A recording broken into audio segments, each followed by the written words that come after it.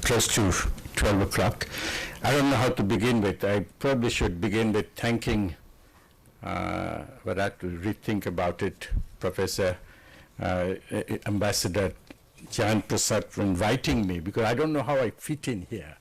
But the only thing that helps me is the fact that my predecessor, Dr. Rajat Nag, has ended with a quotation from Tagore, because I was going to concentrate more in that realm. I probably will be dealing more with the airy-fairy aspects of connectivity. I'd like to take you away a bit from the realm of realism to the realm of dream. And I will start with a quoting from a popular Bengali song, which was very made popular in 1971, called Ganga Amar Ma, Padda Amar Ma. I think most of you have heard the song. Amar dui chokhe dui joler dhara, Meghna Jamuna. But more importantly, it says, Epar opar kon pare janina, shankho chiler bhashiye dana, ami dui noditei nachi. Basically, it talks about this portion, a bird flying over the entire firmament of the subcontinent freely, showing the connection that exists in nature. So to me, the word Shankhochil is a white-breasted kite, common in Bengal, is the symbol of connectivity in South Asia. It floats unhindered across the vast skies, transcending national borders, exuding grace and joy, celebrating the eternal unity of sky, air, and water below that has bound the region for eternity. The song itself reminds me of the extraordinary solidarity shown by the people of the neighboring states of India to millions of refugees from Bangladesh who took shelter there in 1971. So this is my image of connectivity. It has existed all the time, and we are going through difficulties. We have to bring back the connectivity that is there naturally. I envision a similar freedom of movement like the Shankhochil of people across the borders of South Asia. To many, this will sound like a dream, but not very long ago, it was a reality. I think we have to remember that, and this has been repeated by my predecessors, that it had existed, the unity, the commonality had existed for a long time. And we need to dream once again, like our forefathers did. And let me begin by reminding you of a line from a song of Tagore where he says, Bishyo hote hariye geche shapno loker chabi. We have lost the key to the dreamland from the world. We need to bring back that key. And so this airy-fairy talk about connectivity is really related to my dream of South Asia, where we'll be connected again. Over the close to quarter of a century of my work at the UN, I have dealt with plight of refugees, and I've learned that it's very important to dream that solutions would come to them. In my 25 years, I've seen many solutions, but I know there are many problems that still exist. And we have seen particularly solutions in our part of the world. Now, what I wish to do in this is a vision of South Asia, which renews its effort to deal with formidable problems it inherited since the time of independence of its component states, problems that still stalk us. I suggest that we pursue this on basis of our humanitarian traditions and values. Then I propose some practical steps towards that vision. Now, what I have done in my paper, which I don't want to bore with you, is talk about what had been the objective of SAARC when it was drawn up in 1985, and why did it not succeed the way it should have succeeded, and therefore why I propose another approach to deal with the gaps. Now, I have said in my paper that the creation of SAARC took place almost within a vacuum. We didn't prepare the ground as was done in other regions where they set up regional cooperation, like in EU, to do away with the mistrust. Our mistrust not only have continued, but probably have increased. And therefore, let us not be frustrated. In such a situation, regional cooperation is going to be extremely difficult.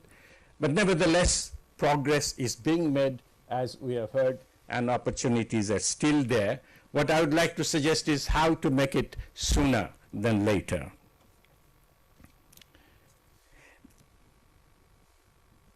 I'm suggesting that we make people the prime mover for regional cooperation.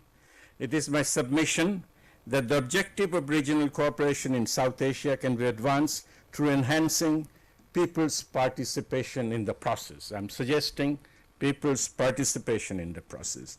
There are many people's initiatives already in existence. We know so many NGOs are dealing with so many issues that are common to South Asia, but they're not very sustainable. We have not, because of the various difficulties in connecting these people, for them to be able to continue making progress towards their objectives.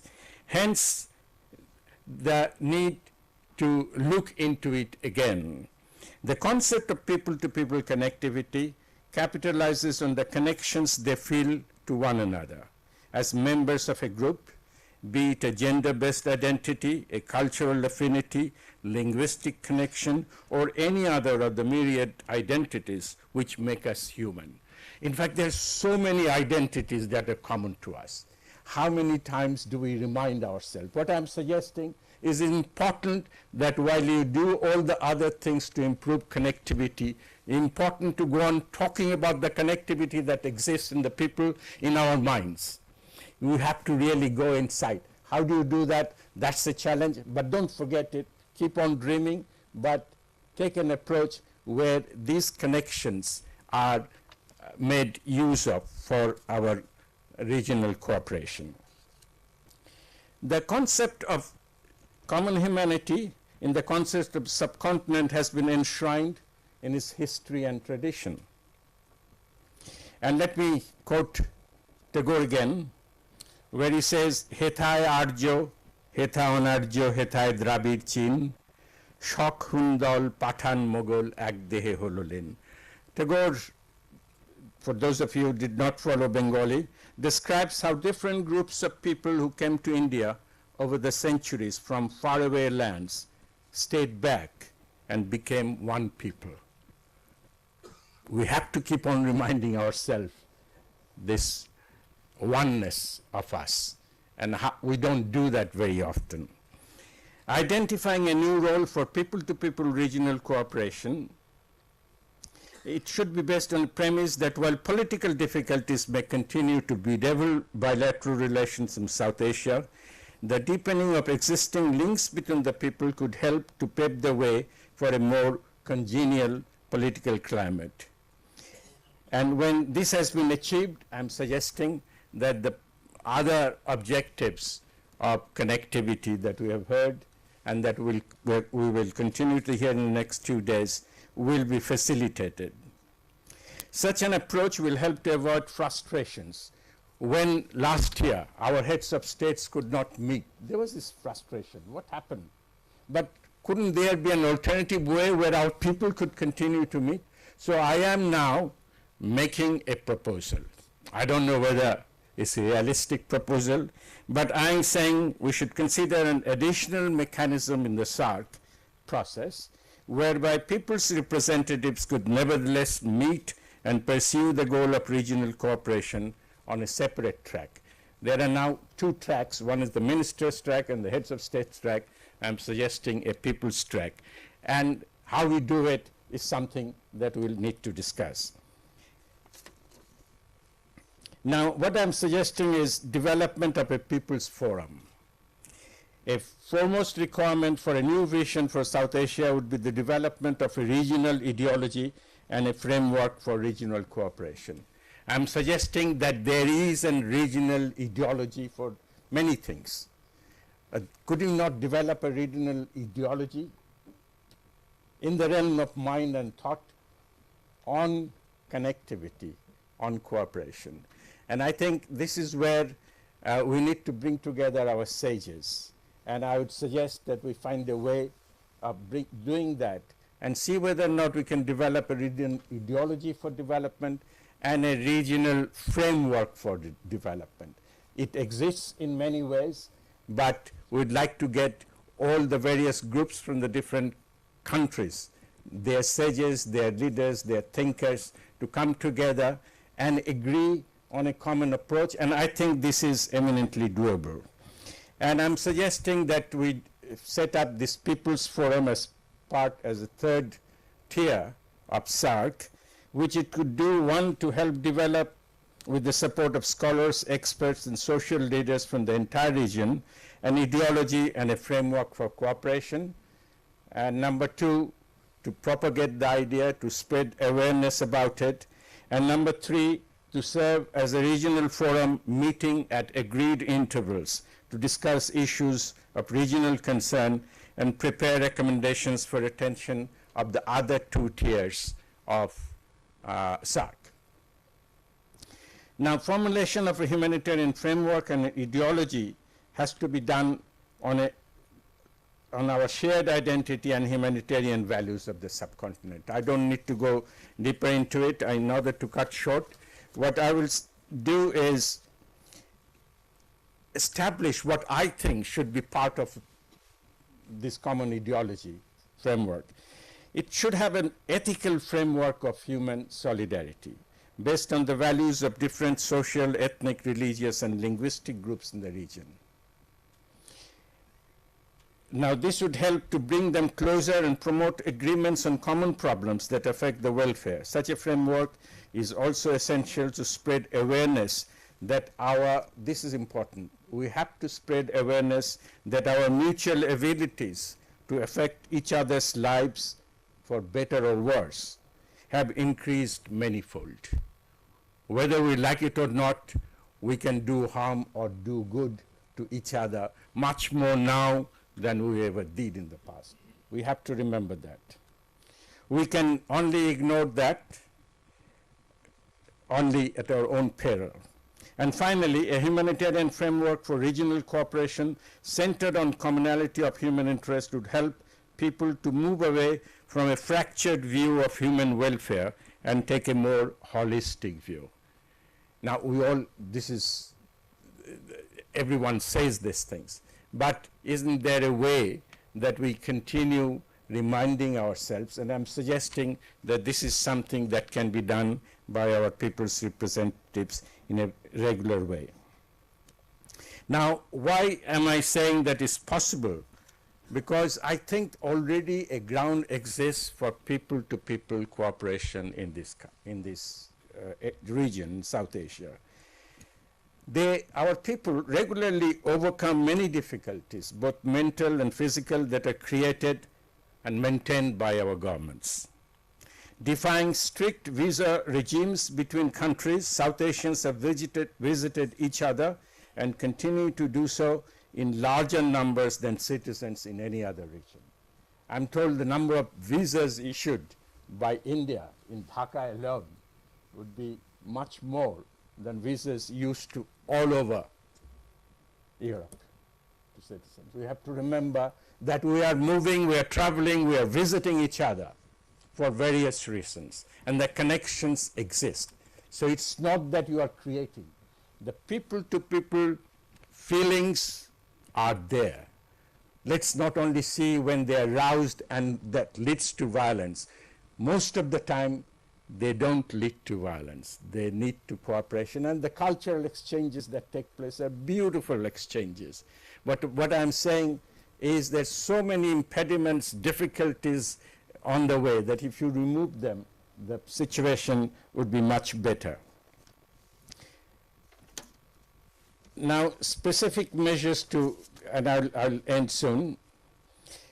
Irrespective of whether the People's Forum or Council can be developed, and I hope that someone will take it up seriously and hope will use Shankochil as the symbol of that connectivity. Have a symbol of a bird flying over all over the skies of South Asia. And governments often raise barriers on participants from specific countries participating in events in another country. Please, we know the reasons why governments do that. We know all the good arguments because of the situation as to why it is very difficult to allow people to attend meetings, seminars, etc. But if this is not allowed, there must be a way of finding out who not to allow. So don't go into excluding as a premise. Go into including and then exclude people to participate. There's so many times I'm involved in NGO activities in my own country. There's so many times we fail to bring colleagues from other countries. This doesn't help. If people have to help in promoting connectivity in South Asia, they have to be allowed to meet. Now, as a Bengali, let me tell you another thing, and there are many Bengalis here, I hope, it's seen in a positive light that we can contribute. As a Bengali, I'm often reminded that my relationship with people in West Bengal have helped so much to continue to have a very positive image of India. Because the links are so good. And there are similar links between Punjabis. I know in meetings where, someone from Pakistan having difficulty to come to India or to Bangladesh with a visa, two Punjabis, they get together. And when they start talking with each other in Punjabi, different personalities altogether, forget about all the difficulties and problems. And I'm sure this also exists between Tamils. We have so many of these opportunities that we can take advantage of. These sub-national groups, the affinities that exist among them. Let me conclude by saying we must recognize the doubts, distrust, and pessimism that persist among governments and people of the subcontinent. Even 7 decades after independence of most of our countries are not going to go away, disappear soon. Additional hostile factors have been injected into international politics of more recent times, which are affecting world peace and which are also affecting South Asia. In such circumstances, the compulsion for regional cooperation in South Asia has become even more urgent. More specifically, the emergence of international terrorism, and this I must do coming from a country where every day in the newspaper you hear about the reaches of the arms of terrorism, that this is something that we have to recognize. There is no complacency for any state in the region to feel safe from the ever-increasing reach of terrorism.